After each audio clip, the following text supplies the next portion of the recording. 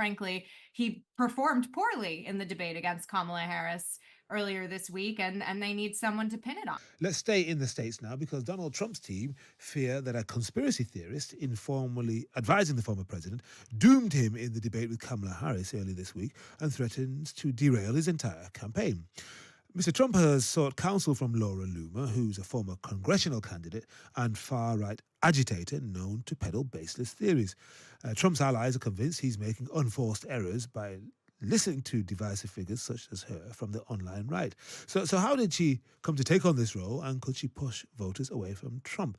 Let's talk to Nina Jankowicz, who was disinformation czar under President Biden and is now the chief executive of the American Sunlight Project. Nina, hello to you. Thanks for having me. Now, it's really good to find out more about this character and why Donald Trump appears to be listening to her. What can you tell us? Well, Laura Loomer got her start as kind of an investigative, quote-unquote, journalist, although I really hesitate to use that term. I would say agitator, more accurately, working for the far-right Project Veritas undercover.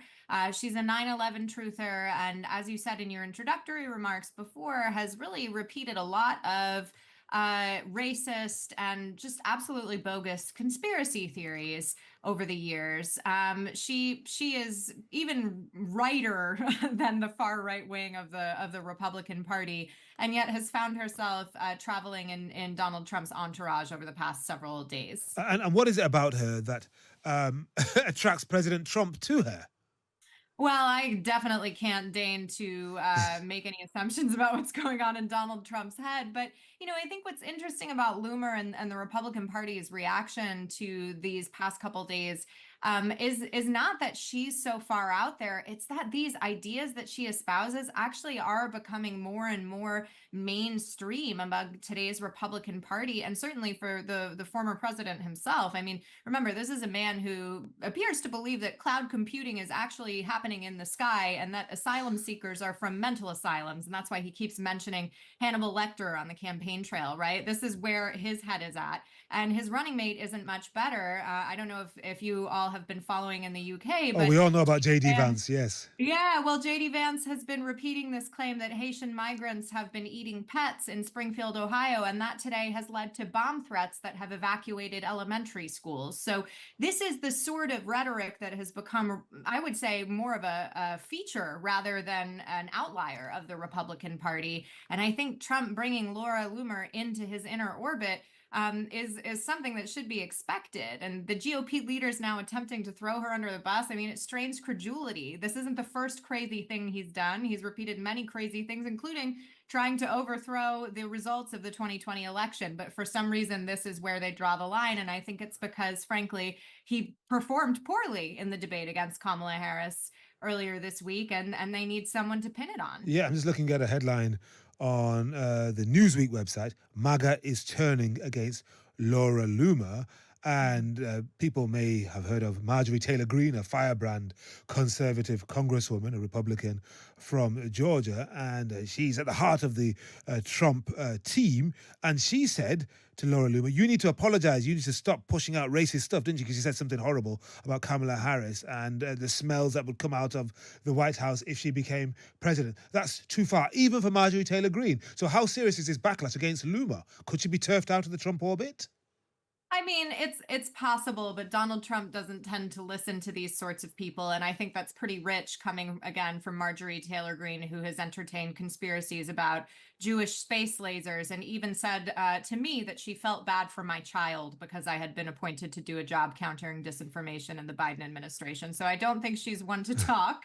Yes. But again, it's a broader pattern that we're seeing in the Republican Party. And Laura Loomer, I think, is holding up an unfortunate reflection of themselves that they don't want to see. Yeah. People, both Democrats and neutral observers, fear the role disinformation could have in this election. But if the Republicans are looking not just weird, but crazy, then you can imagine, Kamala Harris and Tim Walz and their team saying, this is good. This will help us. Are they right?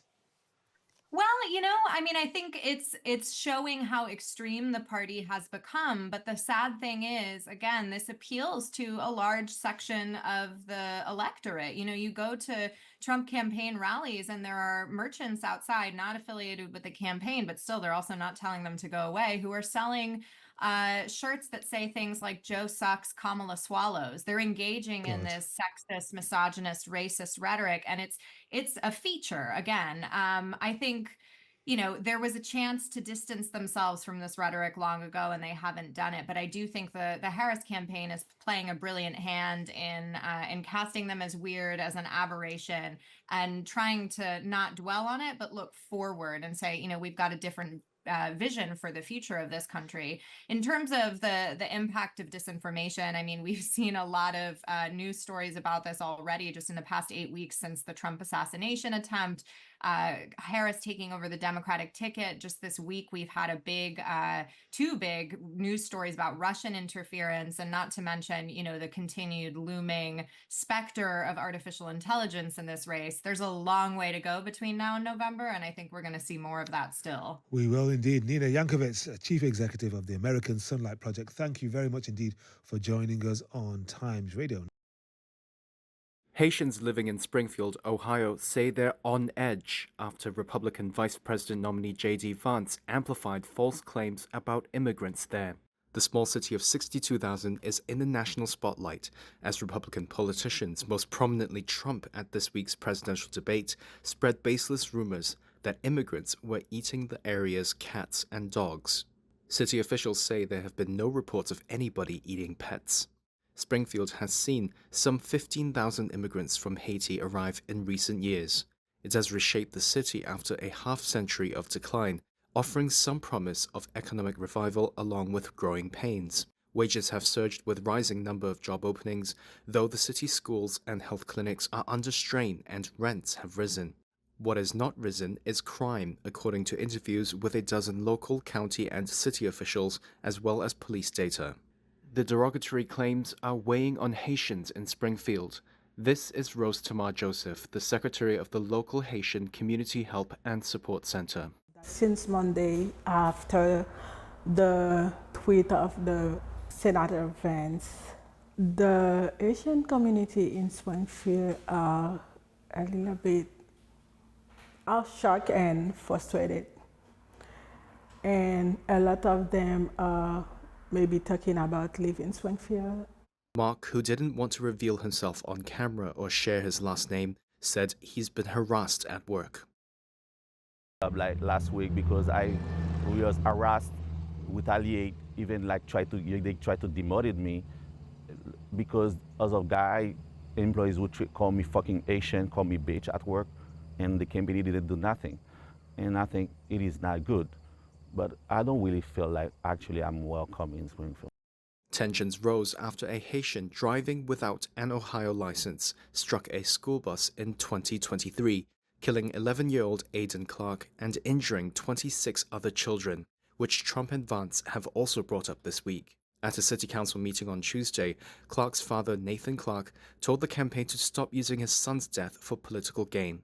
They can vomit all the hate they want about illegal immigrants, the border crisis, and even untrue claims about fluffy pets being ravaged and eaten by community members. However, they are not allowed, nor have they ever been allowed to mention Aiden Clark from Springfield, Ohio. I will listen to them one more time to hear their apologies. To clear the air, my son, Aiden Clark, was not murdered. He was accidentally killed by an immigrant from Haiti.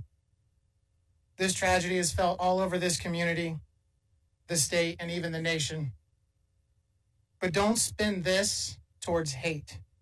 On Thursday, Springfield's government evacuated City Hall following a bomb threat. Several police cars were stationed outside the hall, which otherwise showed no signs of disruption. Springfield Mayor Rob Rue told local media the threat came from someone who claimed to be a local resident and mentioned frustration with immigration. Hours later, Trump continued his unfounded claims against Springfield's immigrants at a rally in Arizona, claiming they were, quote, walking off with the town's geese.